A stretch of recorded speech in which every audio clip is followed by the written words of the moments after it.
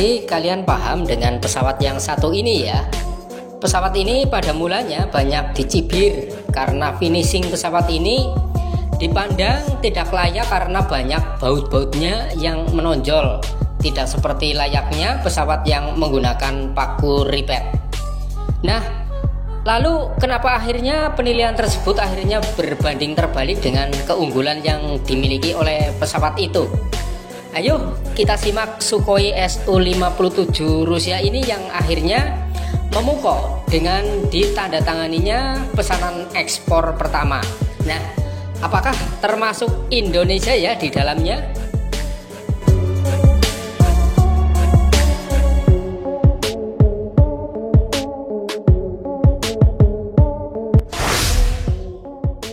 Nah, salah satu dari sedikit jet tempur siluman generasi kelima di dunia, Sukhoi Su-57 memulai debutnya di ajang Airshot Cina 2 tahunan di Zhuhai, Provinsi Guangdong, Cina Selatan.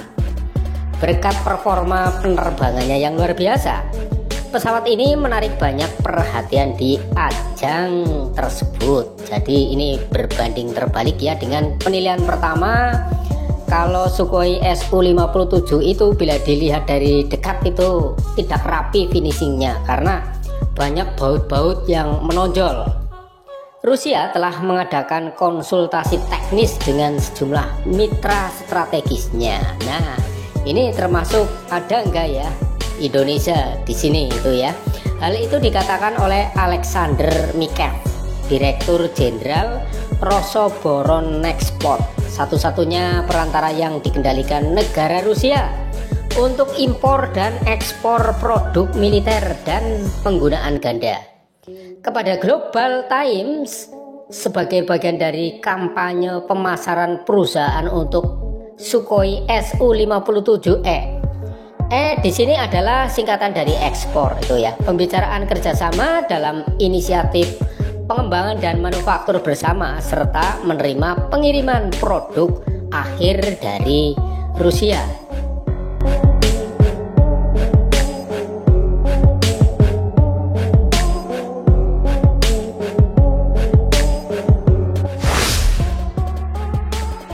Menurut TASS, Rosoboronexport telah menandatangani kontrak pertama untuk memasok jet tempur generasi kelima Su-57 versi ekspor kepada klien internasional selama pertunjukan udara tersebut. Ini merupakan sebuah keuntungan bagi Rusia ya. Dua pesawat Su-57 telah dikerahkan oleh Rusia ke Airshot China 2024. Satu akan berpartisipasi dalam pertunjukan penerbangan saat berada di udara. Sementara yang lain akan memberikan pameran statis untuk pemeriksaan ketat oleh penonton, media dan perwakilan militer dari seluruh dunia. Karena kinerja penerbangan yang luar biasa, Su-57 dan pilot legendarisnya Sergei Bogdan telah mengumpulkan basis penggemar yang cukup besar baik di pertunjukan udara maupun di media sosial China.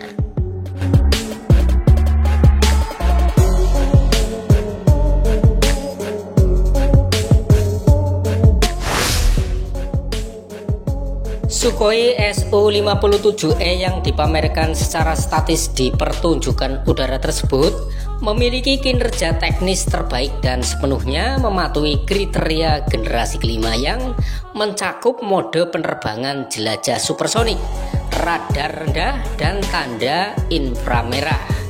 Ia memiliki salah satu kompleks elemen paling kuat dan canggih yang dibuat dan diintegrasikan secara khusus pada jet tempur dan memiliki kekebalan kebisingan yang sangat baik saat terbang di lingkungan udara yang diperebutkan.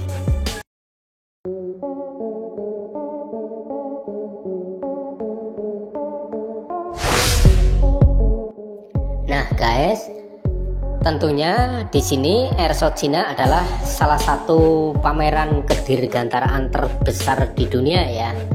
Tentunya ini adalah momen bersejarah bagi Rosoboronexport eksportir khusus Rusia yang didirikan pada 4 November 2000 pertama kali memamerkan pesawat-pesawat ini di Zhuhai. Karena alasan inilah tentunya mereka masyarakat China juga senang ya menjadi tuan rumah peluncuran perdana pesawat tempur multiperan generasi kelima Sukhoi Su-57E ini. Tempat sekutu pentingnya Rusia, masyarakat China dapat melihat langsung dan mengagumi pesawat Rusia ini.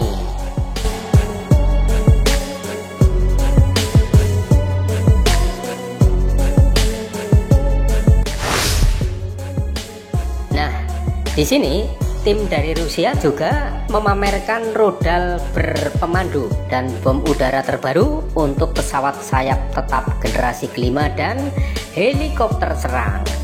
Rusia memiliki pengalaman tempur melawan sistem pertahanan udara barat yang canggih seperti Patriot, NASAMS, dan Iris merupakan keunggulan kompetitif utama Sukhoi Su-57E.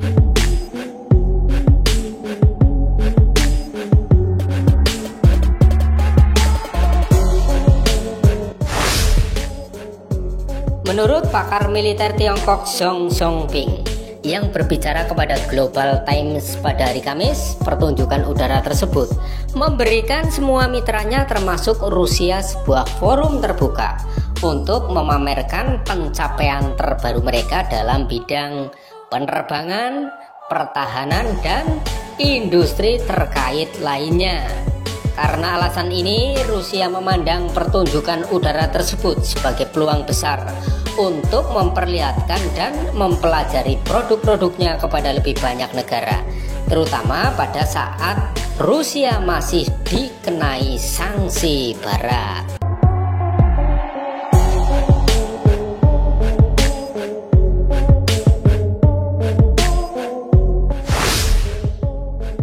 Nah guys, tentunya dengan kehadiran Sukhoi Su-57 di pertunjukan udara tersebut menawarkan kesempatan yang fantastis bagi Tiongkok untuk berinteraksi dan belajar dari Rusia.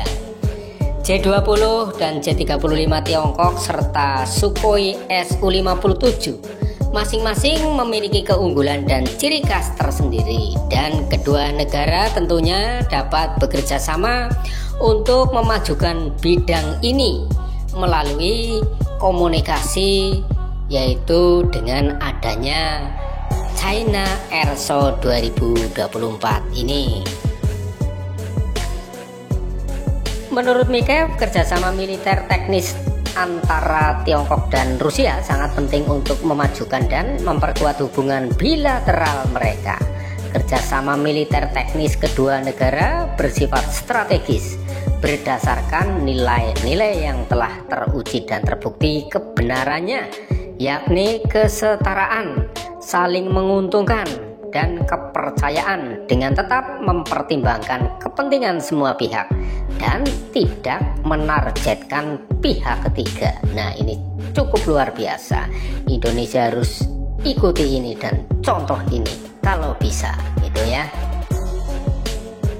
Mikev mengatakan Rosoboron Nexport akan mengadakan pertemuan dan negosiasi dengan perwakilan Tiongkok dan delegasi negara-negara sahabat Rusia mengenai kerjasama dan penguatan potensi teknis militer. Nah, Indonesia ini di dalamnya apa enggak ya? Ini tanda tanya ini, dan seharusnya ini harus ambil bagian ini Indonesia.